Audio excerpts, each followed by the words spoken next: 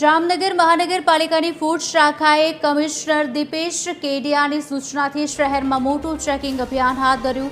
71 જેટલી hotel, restaurant, લારીઓ પર તપાસ કરી 45 કિલો અખાદ્ય તેલ, 15 કિલો પસ્તી, 75 કિલો જેટલો વાસી ખોરાક નાશ કરાયો।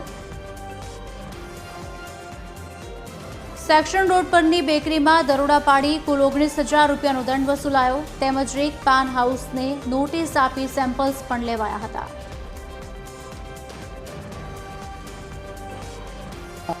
તકેદારીના ભાગરૂપે અમોએ અલગ અલગ વિસ્તારોમાં જામનગર શહેરના ખાસ કરીને રેકડીઓ, ફાસ્ટફૂડ, હોટેલ, રેસ્ટોરન્ટ, આઈસ ફેક્ટરીઓ, પાણીમાં ક્લોરિનેશન વગેરે મુદ્દાઓ અંતર્ગત તેમજ ખાદ્ય તેલ જે વપરાય છે તેમાં અમુક જગ્યાએ અમને TPC 25 અપ જોવા જણાવ્યું અને અમુક જગ્યાએ હાઇજીન અને હેલ્ધી ફૂડ હોવું જોઈએ એ ખરેખર પ્રોપર સ્ટોરેજ થયેલ ન હતું।